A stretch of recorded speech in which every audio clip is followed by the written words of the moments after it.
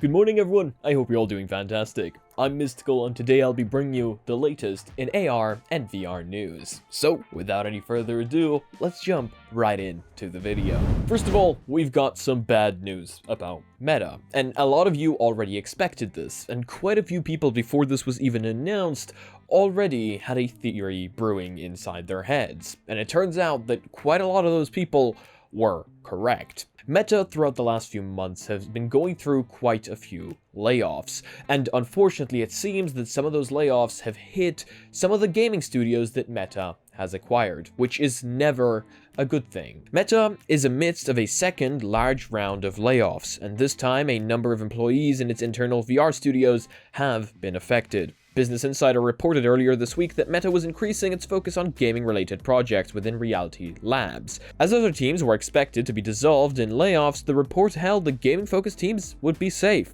However, that report is now being rebuffed by a number of self-reported layoffs which have been affecting Meta's VR teams, including Ready at Dawn, known for the Echo series, and Onward Studio Downpour Interactive. I think the biggest one here for people is going to be Ready at Dawn, simply for the reason that Meta was trying to kind of go around why exactly they were shutting down Echo VR, but now they're laying off people from Ready at Dawn, which certainly puts a different spin on the entire story, and is going to make a lot of people unhappy. To anyone that has been affected by these layoffs, I offer my condolences and I wish you the best in your future endeavors, hopefully doing something you love. Meta CEO Mark Zuckerberg announced in March that 10,000 employees would be laid off. At the time, Zuckerberg said that in addition to a hiring freeze, the April round of layoffs would affect tech roles, while a third in late May will affect business roles. All of it in service of what Zuckerberg dubbed the company's year of efficiency. We actually did end up talking about this in a previous video.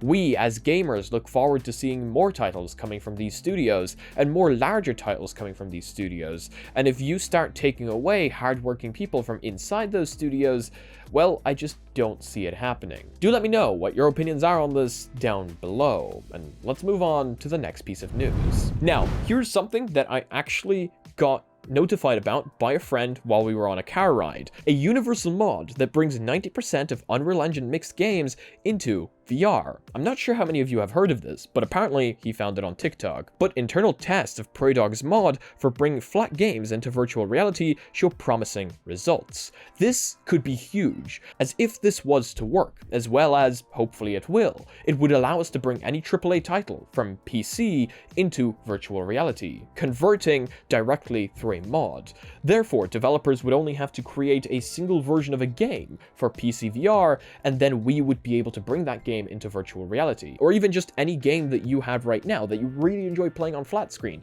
and is possibly think is really high quality, you using this mod might be able to bring into VR. The Universal VR mod from software tinkerer Praydog set out to make almost any title developed in Unreal Engine 4 or 5 virtual reality compatible. This means adding head tracking, motion control, and other features. An initial test series by Flat2 VR Discord community, of which Praydog is a member, shows optimistic results. According to the community member Alex, more than 90% of the 255 games tested worked well with the Universal Unreal VR injector right out of the box. The Flat2 VR Twitter account reported that the games worked on PC VR headsets without any further adjustments. While not all mechanics fit neatly into VR, this is pretty obvious, I mean not every mechanic from a flat screen based game will fit perfectly into VR, the basic operation works. I will leave a link to Flat2 VR's Twitter down below in case you're interested in the progress of the mod, but I just want to say this is incredibly impressive. I know a lot of people out there are actually straight up against bringing flat games into VR,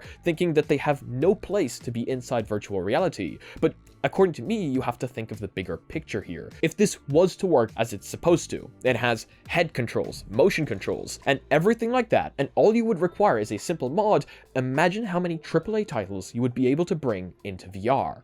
I am seriously excited. Could this potentially solve the problem of we have the hardware, but we don't have the games required for virtual reality? Let me know your opinions on this one down below, as I do think that this could be potentially massive for VR. This one is certainly going to raise a few eyebrows. Pico, known for making the Pico 4, has apparently announced a new headset. However, this one is without positional tracking. Yeah, I know, this one certainly got me thinking. What on earth were they thinking? They have just released the Pico 4, a pretty successful, pretty powerful headset on their end that could compete with the Quest 2.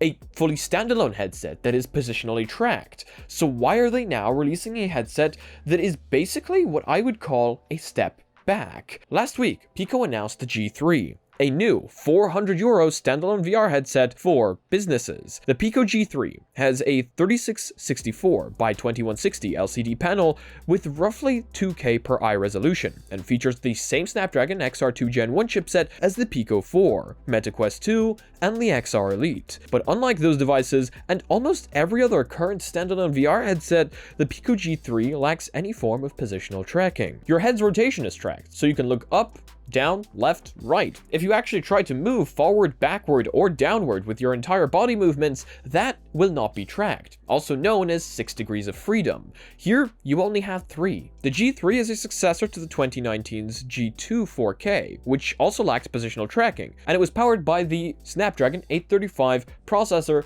that the original Quest used. And I know that this isn't necessarily meant towards us consumers. It is a business-oriented headset, but I just don't see why anyone running a business would go for this over going for something like a Pico 4, especially when the price tags are so unbelievably close. To me, this seriously feels like a step backward more than anything, especially since standalone 6 degrees of freedom tracking has now become such a big deal, and basically any headset is using it. Even Steam VR headsets nowadays tend to go for camera-based tracking onboard the headset itself. And yeah, I guess you could buy some Tundra trackers and slap them onto this and use that as positional tracking, but I just don't see that being comfortable for any company out there. Senseglove, a company whose device we actually got to review, the Senseglove Nova, in a video you can check out right up here, has now raised $3.25 million in a Series A funding round to advance VR haptic gloves. Senseglove, a Netherlands-based creator of XR haptic gloves, has secured €3.25 million in a Series A funding round, something the company says will be used to accelerate its enterprise-focused Senseglove Nova haptic gloves. The funding round was led by Dutch venture capital firm Lumox, bringing the company's total outside investment to around €5.5 million. Previous rounds included investors Forward.one and Value Creation Capital. The company says that the investment will be used to continue development on its haptic Senseglove Nova gloves and develop new products. It will also be used to open an office in the US. I personally am seriously looking forward to haptic VR gloves, being able to try devices like the Senseglove Nova, and even attempting to create our own using the open source project from Lucas VR. I was seriously impressed, and I love the amount of freedom they give me, being able to move my fingers absolutely everywhere, and I know that hand tracking gives us basically the same freedom nowadays, and with an amount of upgrades in the near future, hopefully hand tracking will be able to reach the same accuracy as something like gloves. However, there will always be one thing missing, and that is the haptics. And I don't just mean vibration haptics. I mean the ability to actually feel what you're holding, restricting your finger movements to conform around the object you're holding in virtual reality. It gives you an additional layer of immersion that you just cannot get with controllers, as there's no way your controllers will be able to change their shape on the fly to conform to what you're holding, whereas gloves could certainly do this. But I know that they're not for everyone, and not everyone is going to be interested, especially right now with the price tag being as high as they are. Unless, of course, you're willing to make your own through means of DIY. I'm still looking forward to seeing what Senseglove creates in the future, and hopefully with these investments, they not only get to create an office in the US, but possibly look into making something a little more consumer friendly. I guess we'll just have to wait and see. With that being said, next piece of news. If you guys are into Among Us VR, you're now gonna get a new patch, which adds report tools and voice chat moderation. The latest Among Us VR update is now live, adding in-game reporting and voice chat moderation for combat toxicity. Continuing its steady stream of Among Us VR updates, Shell Games confirmed its latest patch details through a blog post. Alongside a bullying/harassment reporting option, this new update implements ToxMod, an AI tool from Modulate that flags potential harassment. Suspected issues are said to be reviewed by a human moderation team as well, leading to a temporary or permanent ban depending on the severity and frequency of the behavior. Modulate encrypts all data sent off device, and we will never share your personal information with third parties, Shell notes in an official blog post. I know privacy is very important to thousands of people out there. As a matter of fact, your privacy should be pretty important to you no matter what you're doing. I know a lot of people are going by the motto right now that in 2023, privacy doesn't really exist. And I'm not about to sell you a sponsor here or anything. And myself, rooting and modifying all of my devices, one of the reasons I do that for is to be able to pull more privacy out of them, install McGisk modules that would help me do that, and remove things that might potentially be spying on me. And I know I can't hide everything, but I feel like to a certain degree, it's nice to be able to have a little bit of control. So I do appreciate Shell Games reevaluating the fact that they do value privacy here, and I'm looking forward to see what more updates they provide us with. And now let's move on to our last piece of news. This one, an unfortunate one for Quest 1 owners, as Synth Riders is ending support in November. However, it will remain playable. Kluge Interactive confirms that it's sunsetting Synth Riders updates on the Quest 1 after November, though it remains playable on the older VR headset. To quote, "Today we're sorry to announce that we'll be sunsetting Quest 1 support effective November 1st, 2023. Kluge confirms in a blog post, citing Meta's plans to end Quest 1 support this year. With Meta ending Quest 1 support at firmware version 50,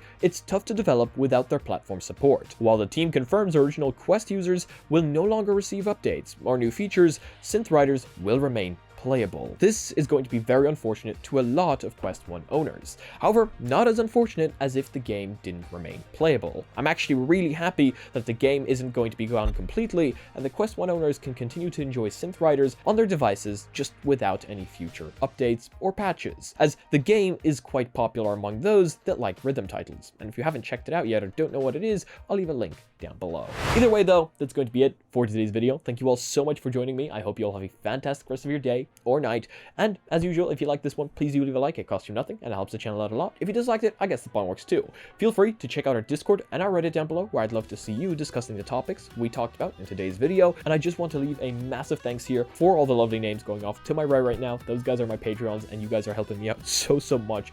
Much love to you guys, seriously.